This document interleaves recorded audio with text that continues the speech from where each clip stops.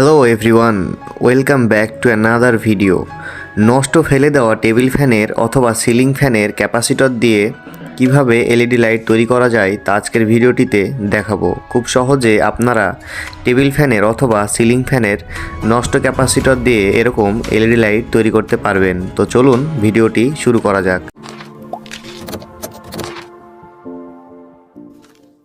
LED light তৈরি করার জন্য আমাদেরকে প্রথমে এরকম একটি টেবিল ফ্যানের অথবা সিলিং ফ্যানের ক্যাপাসিটর নিতে হবে। আমি সিলিং ফ্যানের ক্যাপাসিটর নিলাম, আপনারা চাইলে টেবিল ফ্যানের ক্যাপাসিটর নিতে পারেন। ক্যাপাসিটরের মান 1.5, 2.5, 2.0 অথবা 3.5 বিভিন্ন রকমের হতে পারে। তো আপনারা এগুলোর মধ্যে যে কোনো মানের একটি ক্যাপাসিটর নিতে পারেন। তো এরপরে আমাদের যে জিনিসটা লাগবে সেটা হলো এরকম একটা এলইডি বাল্বের প্লেট। আপনারা বড় নিতে পারেন, ছোটও নিতে পারেন। এই প্লেটে কয়েকটি এলইডি বাল্ব কাটা ছিল, আমি সেটি শর্ট করে ঠিক করে নিয়েছি। তারপরে আমাদের যে জিনিসটি লাগবে সেটা হচ্ছে এরকম একটি ছোট ক্যাপাসিটর।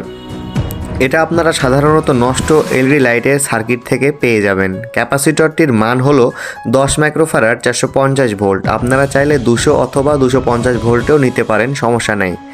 তবে এর মাইক্রোফ্যারাড যত বেশি নেবেন লাইটের আলো তত বেশি উজ্জ্বল হবে। অতিরিক্ত বেশি নিলে লাইটটি কেটে যেতে পারে। তাই ক্যাপাসিটরটি অবশ্যই এলইডি লাইটের ওয়ার্ডের ওপরে নির্ভর করে কম অথবা বেশি নেবেন। এরপরে আমাদের যে জিনিসটি দরকার হবে সেটা হচ্ছে এরকম একটি ফুল ওয়েভ ব্রিজ রেকটিফায়ার ডায়োড। তো অনেকেই এরকম ব্রিজ রেকটিফায়ার তৈরি করতে পারে, আবার অনেকে পারে না। তো তারপরও আমি আপনাদেরকে এটা তৈরি করা দেখাবো। তো চলুন এটা তৈরি করে দেখাই।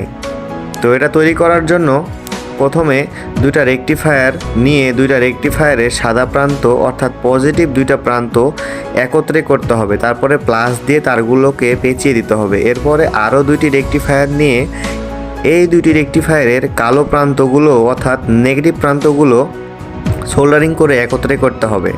তারপরে রেকটিফায়ারগুলোকে একত্রে এরকমভাবে লাগিয়ে দিতে হবে।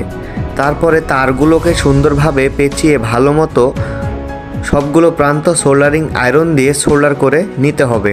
তাহলে তৈরি হয়ে গেল আমাদের ফুল ওয়েভ রেকটিফায়ার ব্রিজ ডায়োড।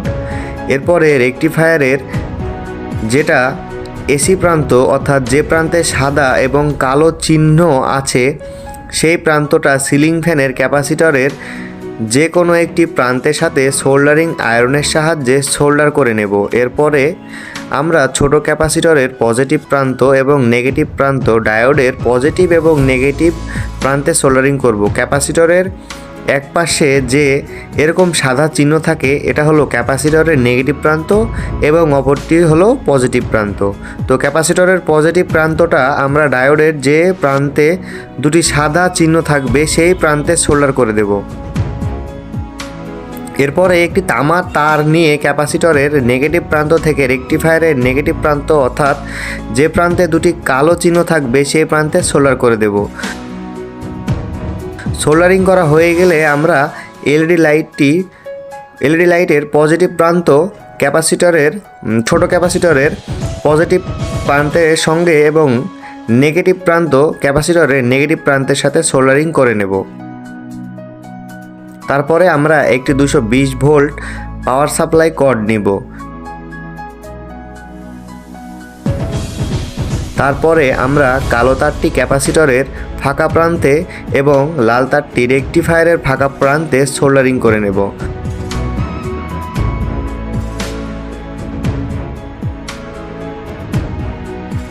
তো আমাদের সার্কিটটি কমপ্লিট হয়ে গেছে। এখন আমরা সার্কিটটি চেক করে দেখব। এসি কানেকশান দিতে লাইটটি খুব সুন্দরভাবে জ্বলছে। আপনারা ক্যামেরায় কতটুকু বুঝতে পারছেন তা বলতে পারবো না, কিন্তু এটার প্রচুর আলো। আর ক্যামেরায় লাইটটি এরকমভাবে কাঁপছে কেন তার কি কারণ আমার জানা নেই, কিন্তু বাস্তবে লাইটটি এরকমভাবে কাঁপছিল না। তো আমি আপনাদেরকে দেখানোর জন্য লাইটটি এরকমভাবে খোলামেলাভাবে বানিয়েছি।